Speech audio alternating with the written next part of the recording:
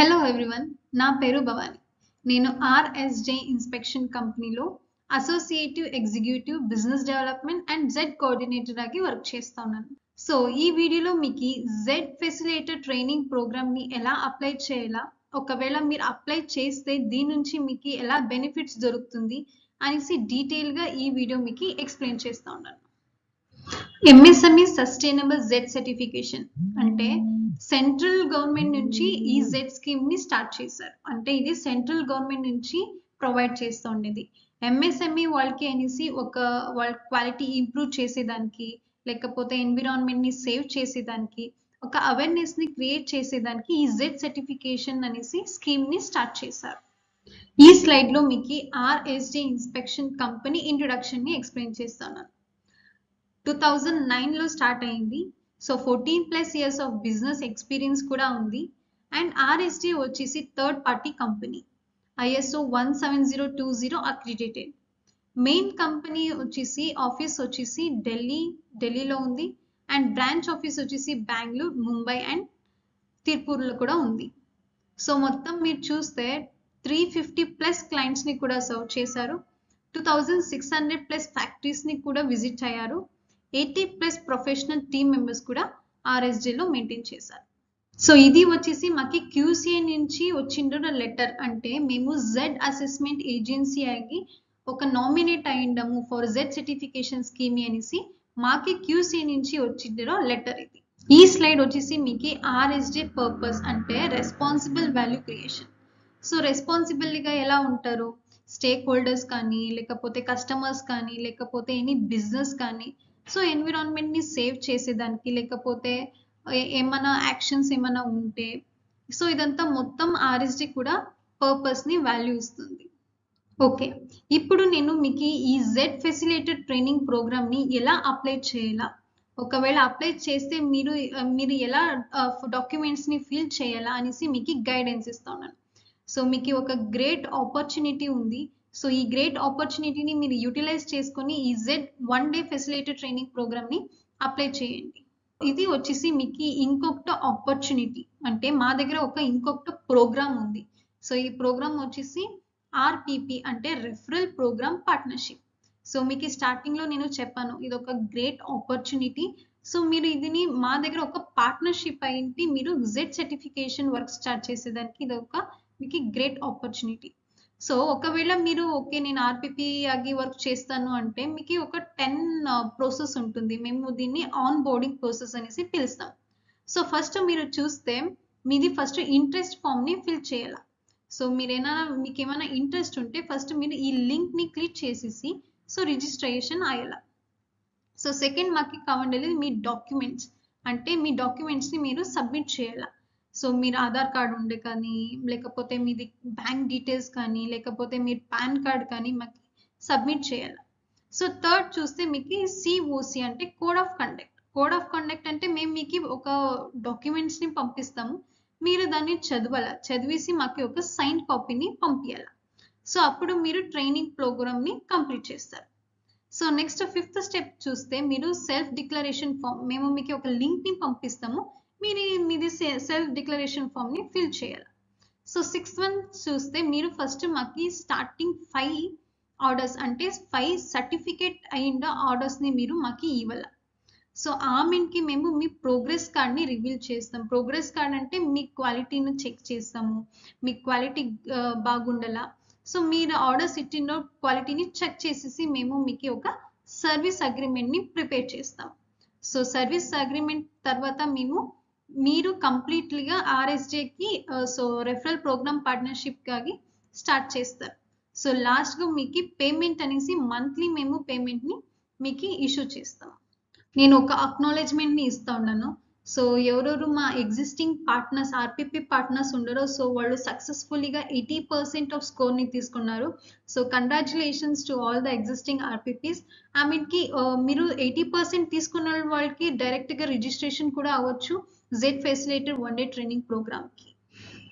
ఈ స్లైడ్ నుంచి మీకు ఒక జెడ్ ఫెసిలిటేటర్ ట్రైనింగ్ ప్రోగ్రామ్ ని అప్లై చేయాలా అంటే సో ఏమేమి డాక్యుమెంట్స్ రిక్వైర్డ్ అవుతుంది అనేసి డీటెయిల్ గా ఎక్స్ప్లెయిన్ చేస్తున్నాను. సో ఫస్ట్ మీకు ఫస్ట్ స్టెప్ ఏమంటే డాక్యుమెంట్స్ ఉండాల. మీది పాన్ కార్డ్ అయి ఉండలేదు, లేకపోతే బ్యాంక్ డీటెయిల్స్ కానీ, లేకపోతే మీ రేషన్ కార్డ్ ఏమైనా మీ డాక్యుమెంట్స్ని తీసుకొనొచ్చు. సో సెకండ్ వచ్చేసి మీది క్వాలిఫికేషన్ సర్టిఫికేట్ ఉండాలి, అంటే గ్రాడ్యుయేట్ అయిందో ఒక సర్టిఫికేట్. సో థర్డ్ వన్ వచ్చేసి మీది పాస్పోర్ట్ సైజ్ ఫోటో ఉండాలా. ఫోర్త్ వన్ వచ్చేసి మీది ఏమైనా ఎక్స్పీరియన్స్ లెటర్, అంటే మీరు ట్రైనింగ్, ఒకవేళ మీరు ట్రైనింగ్ ఇచ్చేస్తే ట్రైనింగ్ సర్టిఫికేట్, లేకపోతే ఇండస్ట్రీ విజిట్ చేసిందే ఇండస్ట్రీ సర్టిఫికేట్, ఏమైనా సర్టిఫికేట్ మీ దగ్గర ఒక డాక్యుమెంట్ అప్లోడ్ చేసేదానికి ఉండాలా. సో ఫస్ట్ స్టెప్ 1, ఇక్కడ మీరు ఎలా అప్లై చేయాలా అనేసి గైడ్ చేస్తున్నాను. సో ఫస్ట్ మీరు ఏం చేయాలా, లింక్ని క్లిక్ చేయాలా. లింక్ని క్లిక్ చేసేసి ఓపెన్ చేస్తే అక్కడ మీకు ఒక ఆప్షన్ దొరుకుతుంది, జెడ్ ఫెసిలేటర్ ఆప్షన్ని మీరు క్లిక్ చేయాలా. సో అక్కడ మీరు క్లిక్ చేస్తే మీకు జెడ్ ఐడి మొబైల్ నంబర్ని అడుగుతుంది. సో దాన్ని ఫిల్ చేసేసి నెక్స్ట్ ప్రాసెస్కి ప్రొసీడ్ అయ్యాలా. అప్పుడు నెక్స్ట్ పేజ్ ఓపెన్ అవుతుంది. స్టెప్ 2. సో స్టెప్ 2లో నేను ఆల్రెడీ చెప్పాను, మెయిల్ ఐడి మీది ఫోన్ నంబర్ని చేసేసి మీరు నెక్స్ట్ బటన్ని క్లిక్ చేయాలి. సో నెక్స్ట్ బటన్ క్లిక్ చేసిన తర్వాత మీకు స్టెప్ 3 చూపిస్తుంది, ఏమంటే మీది డిజిటల్ పాస్పోర్ట్ ఫోటో అప్లై చేయాలి.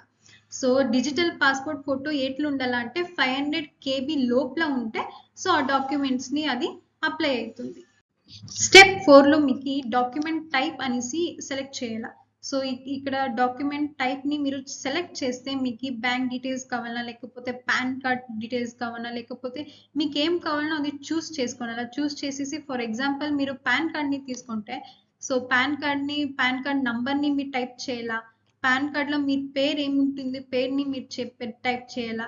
ఆమెకి ప్రూఫ్కి అనేసి మీరు జేపీఈగ్లో లేకపోతే డాక్యుమెంట్స్ని కన్వర్ట్ చేసేసి మీరు అప్లోడ్ చేయాలా.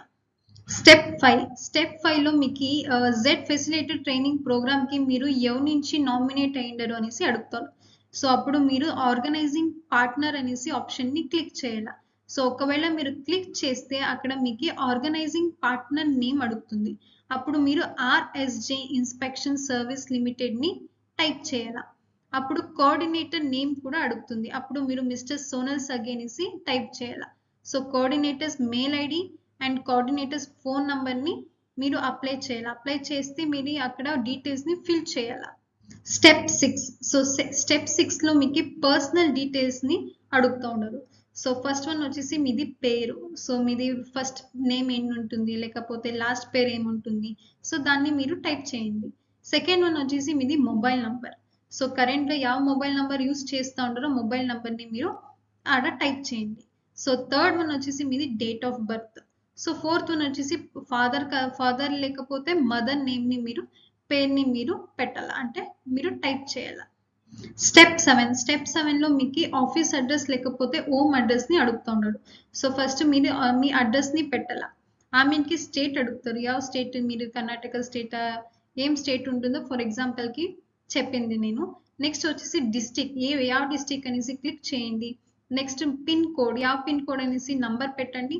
సిటీ ఫర్ ఎగ్జాంపుల్ తీసుకుంటే బెంగళూరు సిటీ అనేసి టైప్ చేయండి. మీది ఈమెయిల్ అడ్రస్ని పెట్టండి. ఆమెకి మీ ఫోన్ నా మొబైల్ నంబర్, సో కరెంట్లీ నా మొబైల్ నంబర్ని యూజ్ చేస్తున్నారో ఆ మొబైల్ నంబర్ని మీరు పెట్టండి. So next step 8. So step 8లో మీరు చూస్తే ఇక్కడ మీది ಯಾವ లాంగ్వేజ్ మీరు మాట్లాడతారో అనేసి మీరు క్లిక్ చేయాలి. అంటే ఫర్ ఎగ్జాంపుల్ ప్రైమరీ లాంగ్వేజ్లో మీరు ముఖ్యంగా ಯಾವ లాంగ్వేజ్ యూజ్ చేస్తారు. ఫర్ ఎగ్జాంపుల్ తెలుగు యూజ్ చేస్తే మీరు ప్రైమరీ లాంగ్వేజ్ని తెలుగు అనేసి సెలెక్ట్ చేసుకోండి. అదర్స్ లాంగ్వేజ్ మీకు ఏమైనా ఇంగ్లీష్ లేకపోతే ఎక్స్ట్రా ఏమైనా లాంగ్వేజ్ తెలుస్తుంది అనేసి అక్కడ క్లిక్ చేయండి.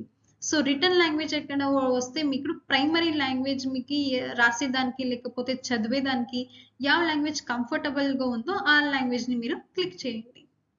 స్టెప్ 9లో వాళ్ళు ఎడ్యుకేషన్ క్వాలిఫికేషన్ సర్టిఫికేట్ని ఎలా అప్లై చేయాలంటే ఆ డాక్యుమెంట్స్ని ఎలా అప్లోడ్ చేయాలనేసి ఇక్కడ.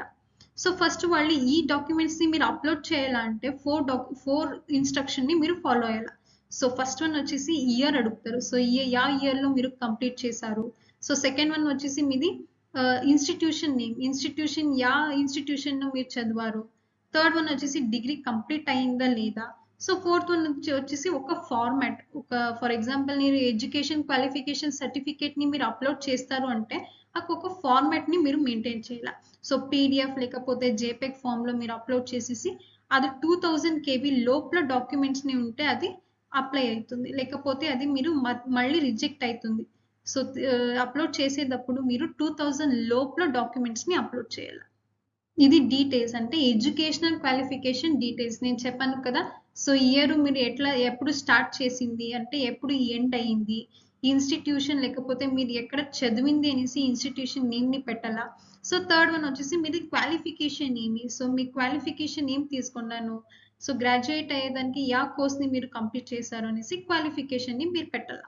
సో ప్రూఫ్కి అనేసి మీరు డాక్యుమెంట్స్ని ఇక్కడ అప్లోడ్ చేయాలి. స్టెప్ 10. సో స్టెప్ 10లో మీకు ఇక్కడ చూపిస్తూ ఉండేది వర్క్ ఎక్స్పీరియన్స్. అంటే వర్క్ ఎక్స్పీరియన్స్ని మీరు ఫిల్ చేయాలంటే వర్క్ ఎక్స్పీరియన్స్ బటన్ పైన క్లిక్ చేయండి. వర్క్ ఎక్స్పీరియన్స్ బటన్ పైన క్లిక్ చేస్తే మీకు 3 ఆప్షన్స్ దొరుకుతుంది. సో ఫస్ట్ వన్ వచ్చేసి మీరు ఏమైనా క్వాలిటీ మేనేజ్మెంట్ సిస్టమ్స్కి ఏమైనా మీరు సపోర్ట్ చేశారా, సో సపోర్ట్ చేసి ఉంటే మీకు ఒక ఎక్స్పీరియన్స్ సర్టిఫికేట్ అనేసి మీకు దొరుకుతుంది.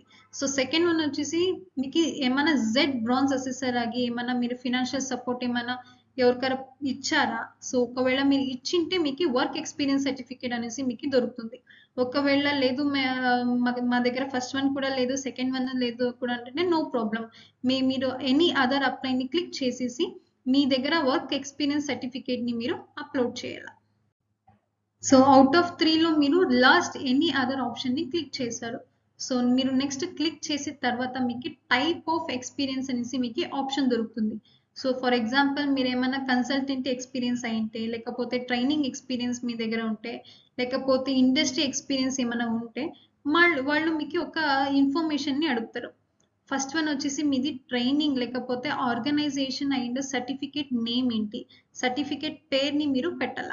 సో సర్టిఫికేట్ పేరుని పెట్టిన తర్వాత మీకు ఆర్గనైజేషన్ నేమ్ని అడుగుతుంది. ఆ ఆర్గనైజేషన్ నుంచి మీకు వర్క్ ఎక్స్పీరియన్స్ సర్టిఫికేట్ని మీకు దొరికింది. సో థర్డ్ వన్ వచ్చేసి roles and responsibility.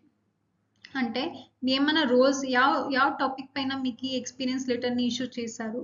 So third one వచ్చేసి డ్యూరేషన్, సో టైమింగ్స్ ఎంత, ఇయర్కి మీరు కంప్లీట్ చేశారు. సో లాస్ట్ వన్ వచ్చేసి 2000 KB లోపల. సో నేను మొత్తం ఏమేమి డాక్యుమెంట్స్ చెప్పానో మొత్తం 2000 KB లోపల డాక్యుమెంట్స్ని మీరు అప్లోడ్ చేయాలి. ఈ స్లైడ్ వచ్చేసి మీకు ఒక రెఫరెన్స్. సో నేను చెప్పాను కదా ట్రైనింగ్ లేకపోతే సర్టిఫికేషన్ నేమ్, సెకండ్ వచ్చేసి ఆర్గనైజేషన్ నేమ్ అంటే మీరు యా ఆర్గనైజేషన్ పైన మీకు వర్క్ చేశారు. సో థర్డ్ వన్ వచ్చేసి యా ఆర్గనైజేషన్ పేరు పైన మీరు వర్క్ చేసి యా టాపిక్ పైన మీకు రోల్స్ అండ్ రెస్పాన్సిబిలిటీస్ అనేసి ఒక సర్టిఫికేట్ దొరుకుతుంది. సో ఆ టాపిక్ పేరుని మీరు పెట్టాలి. సో ఇయర్స్ మీరు స్టార్ట్ అయింది మీకు ఎలా ఎక్స్పీరియన్స్ ఉంది, మంత్ పైన ఎక్స్పీరియన్స్ ఉందా లేకపోతే ఇయర్స్ పైన ఎక్స్పీరియన్స్ ఉందా, సో ఆ నెంబర్ని పెట్టండి. తర్వాత మీరు ఆ సర్టిఫికేట్ని పీడిఎఫ్ ఫార్మాట్ చేయాలా. సో ఫార్మాట్ చేసేసి ఆ ఫార్మాట్ని యూజ్ చేసుకొని మీరు ఒక ప్రూఫ్ని మీరు అప్లోడ్ చేయాలా. స్టెప్ 11. సో స్టెప్ 11లో మీకు ఒక డిక్లరేషన్ అనేసి ఒక డిస్ప్లే అవుతుంది. సో ఆ డిక్లరేషన్ ఆ క్లిక్ని మీరు బటన్ని క్లిక్ చేస్తే మీకు సబ్మిట్ ద అప్లికేషన్ అనేసి ఒక ఫార్మాట్ చూపిస్తుంది. సో దానిపైన మీరు క్లిక్ చేస్తే మీకు ఒక ఫార్మాట్ని మీ డిస్ప్లే పైన మీకు పాపప్ అవుతుంది. సో ఆ ఫార్మాట్ని మీరు ఒక స్క్రీన్ షాట్ పెట్టాలా. స్క్రీన్ షాట్ తీసేసి మాకు గ్రూప్లో షేర్ చేయండి. అప్లికేషన్ మీరు సబ్మిట్ చేసిన తర్వాత మీకు ఇక ఒక మెయిల్ వస్తుంది. అంటే క్యూసీ నుంచి మీకు ఒక మెయిల్ రిసీవ్ అవుతుంది. సో ఇక్కడ డిస్ప్లే చేస్తూ ఉన్నాను కదా, సో ఇది వచ్చేసి మీది మెయిల్ క్యూసీ నుంచి మీకు పర్సనల్ మెయిల్ ఐడికి మీకు దొరుకుతుంది. సక్సెస్ఫుల్గా మీరు రిజిస్ట్రేషన్ కంప్లీట్ అయిన తర్వాత మీకు క్యూసీ నుంచి ఒక మెయిల్ దొరుకుతుంది. సో ఆ మెయిల్ దొరికిన తర్వాత మీరు ఏం డీటెయిల్స్ని మాకు షేర్ చేయాలంటే ఫస్ట్ వన్ వచ్చేసి అప్లికేషన్ సక్సెస్ఫుల్గా అయిన ఒక స్క్రీన్ షాట్ కాపీని మాకు మీరు షేర్ చేయాలి. సో సెకండ్ వన్ వచ్చేసి మీది నేమ్. సో మీరు ఎవరు నేమ్ క్వాలిఫికేషన్కి ఎవరు అప్లై చేశారు వాళ్ళ నేమ్ని మీరు టైప్ చేయాలా. సో థర్డ్ వన్ వచ్చేసి మీ ఫోన్ నంబర్, ఫోర్త్ వన్ వచ్చేసి మీది మెయిల్ ఐడి. సో ఈ మొత్తం డీటెయిల్స్ని మీరు మాకు షేర్ చేయాలా. ఇప్పుడు స్క్రీన్ షాట్ ఒక డిస్ప్లే చేసిండాను. సో ఇది వచ్చేసి క్యూసీ వాళ్ళు మీకు మెయిల్ పంపిస్తారు. ఏమంటే ఒకవేళ అది కన్ఫర్మ్ అయి ఉంటుంది లేకపోతే రిజెక్ట్ అయి ఉంటుంది. సో ఇది వచ్చేసి మెయిల్ ఐడి మీకు క్యూసీ నుంచి మీకు దొరికింది. క్యూసీ నుంచి మీకు ఒకవేళ అప్లికేషన్ ఏమైనా అప్రూవల్ అనేసి వస్తే సో మీరు ఏం చేయాలా, ఈ లింక్ ఉంటుంది కదా, ఈ లింక్ పైన మీరు క్లిక్ చేయాలా. సో క్లిక్ చేసేసి మీరు రిజిస్ట్రేషన్ అయ్యాలా. సో అవైలబిలిటీ ఉంటుంది అంటే మీకు ಯಾವ డేట్స్ కావాలనేసి మీరు సెలెక్ట్ చేసుకోనాలా. సెలెక్ట్ చేసుకొని మీ స్లాట్స్ని మీరు బుక్ చేసుకోనాలా. సో ఇది వచ్చేసి మీది లాస్ట్ స్టెప్. అంటే ఈ స్టెప్లో మీరు రిజిస్ట్రేషన్ అయ్యేదానికి యా మెయిల్ ఐడి యూజ్ చేసిండరు, సో రిజిస్ట్రేషన్ అయ్యేదానికి మీరు యా మొబైల్ నంబర్ని యూజ్ చేసిండరు, ఆ సేమ్ నంబర్ని మెయిల్ ఐడిని మీరు పెట్టాల. సో పెట్టేసి మీరు రిజిస్ట్రేషన్ అనేసి ఒక గ్రీన్ బటన్ పైన మీరు క్లిక్ చేయాల. ఆ బటన్ పైన క్లిక్ చేస్తే మీకు రిజిస్ట్రేషన్ ఫామ్ స్టేటస్ అనేసి వస్తుంది. సో ఇక్కడ మీకు స్క్రీన్ షాట్ కూడా అటెండ్ చేసింటాను. ఈ స్క్రీన్ షాట్ మీకు ఎలా దొరుకుతుంది, క్యూసీ నుంచి వాళ్ళు మీకు మెయిల్ చేస్తారు. సో మెయిల్ చేస్తే ఇది మీకు ఒక ఫార్మాట్. ఇది వచ్చేసి మీది లాస్ట్ స్టెప్. సో ఈ లాస్ట్ స్టెప్లో మీరు ఏమంతా కన్సిడర్ అవుతారు, ట్రైనింగ్ పార్టిసిపేషన్. అంటే మీరు క్యూసీ వాళ్ళ దగ్గర ట్రైనింగ్ని సక్సెస్ఫుల్గా కంప్లీట్ చేసిన తర్వాత మీకు టెస్ట్ అనేసి కండక్ట్ చేస్తారు. ఆ టెస్ట్ని మీరు సక్సెస్ఫుల్గా కంప్లీట్ చేసే తర్వాత మీకు సర్టిఫికేట్ని క్యూసీ వాళ్ళు మీకు ఇష్యూ చేస్తారు.